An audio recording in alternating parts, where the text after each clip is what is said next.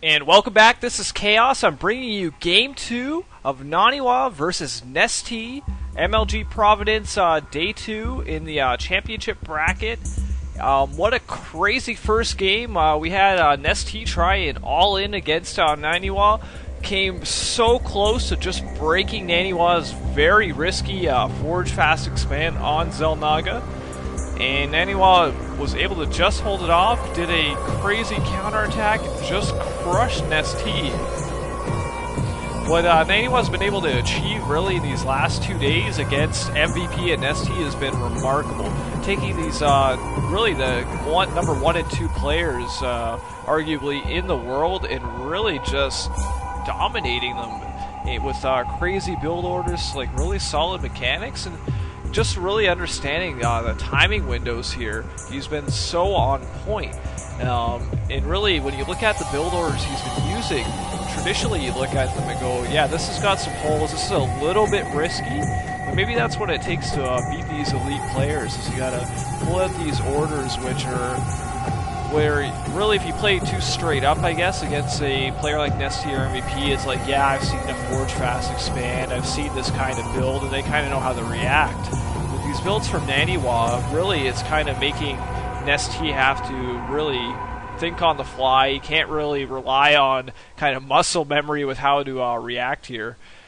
And let's see it. We're seeing Naniwa do a Nexus first build on Tal'Darim. It's a little bit more risky of a build, but it all depends on when the scout comes in. We did have a little bit earlier of a pool from Nestea, so a ton of Zerglings on the way. So hopefully Naniwa can get the wall up. This is the risk of doing Nexus first, is that essentially you're open to a huge Zergling rush. And theoretically, Naniwa should lose this kind of play, because he's been scouted and the Zerglings are on the way. And the Zerglings are coming, so we kind of saw this yesterday, though. This kind of build get stifled. And we have a cannon being made at the main of Naniwa's for defense. And it looks like we're seeing a cannon rush happen from Naniwa in response to his build kind of messing up. This is almost like a mirror image of yesterday's game. So this is very unusual. We have kind of a cannon rush situation with a failed expansion.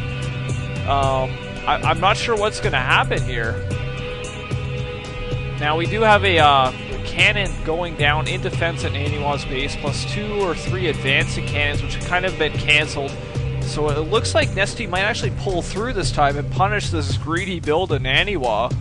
I'm not sure, but then again, in the previous game yesterday when this happened, I really thought Naniwa was dead, but he managed to pull back, and once again he had a great counteract timing.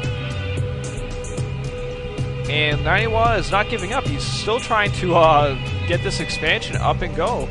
And really, this is really untraditional in a Protoss vs. Zerg kind of metagame. So let's see how this actually pans out. If we look at the drone probe comparison, we can see Nestea is only up actually 2 workers at this point. So we do have cannons and a semi kind of wall up for Naniwa, but he doesn't have that second Nexus coming at this point. Nestea is getting his hatchery up and running, and the Zerglings are being really annoying here and trying to deny that Nexus. And really, the longer that this could be delayed, Nestea's to start to get ahead. It looks like he's trying to take the rocks down, so he might even opt to go for a really quick third. The longer that this Nexus gets delayed, Naniwa really just has to throw down a gateway or really get a couple of units out. He needs at least 1 Zealot out, and sure enough, 1 pops out of the gateway to try to fend off these 3, but the damage has kind of already been done. How long can you wait on 1 base with no kind of tech advantage either? Let's see how Naniwa decides to play it out from this point, because now we're down almost 9 drones over the 22 probes that Naniwa has at this point. And these Zerglings are still poking away in the base, getting great scouting information, even though there's not a whole lot to scout. And I believe the rocks are almost taken out at this point. So Nestea is going to probably get a third base pretty quick, and he's in a pretty dominant position at this point in the game. He is up about 20 plus food, and to be really under the 8-minute mark and be at this position is crazy. And the third hatch has been thrown down at this point. And we see Nestea start to take a couple gas geysers as well, and just throwing down a few spine crawlers for defense.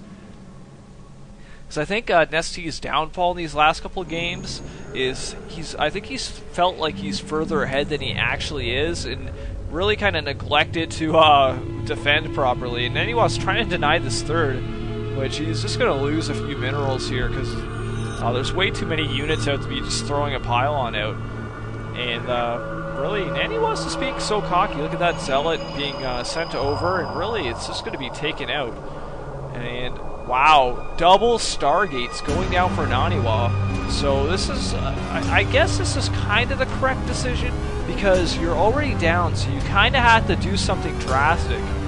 So I think we're going to see like double Void Rays, chances are, or maybe a Void Ray Phoenix combo.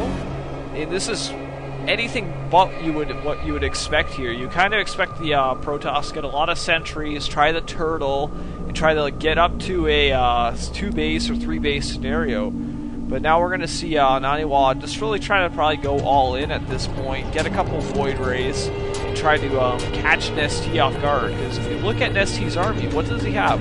He has a ton of Zerglings, his Roach Warren's about to pop, so Roaches and Zerglings obviously can't shoot up. His lair isn't done yet, so he's going to be relying really on just a queen defense early. And I think we're going to see Naniwa wait till maybe he has 3 or 4 Void Rays. He might even send these 2 right away. And really, Nestea is going to have to react very quickly. And it's going to be tough to get enough spores out. He does have a reasonable drone advantage, so you could definitely sacrifice some drones. So actually we have 1 Phoenix coming too, which is going to be helpful for picking up one of those extra queens. And the second they pop, I think they're going to be coming across the map. And sure enough, there's an Overlord on its way, so it will get the scout, but it will be in time to actually react, because a ton of roaches are about to pop. And now he's going to see what's up here. So let's see how fast he reacts. 1 spore is already 2 spores coming, and a Hydra Den being thrown down. So these are obviously the correct responses, but does he have enough time to actually get this established? Because really, with the positions of the bases, those voids will be over pretty quickly, and more Phoenixes are being created to help reinforce this. And the 1 spore is done, but really against 3 voids and 2 Phoenixes, the queens can be dispatched here.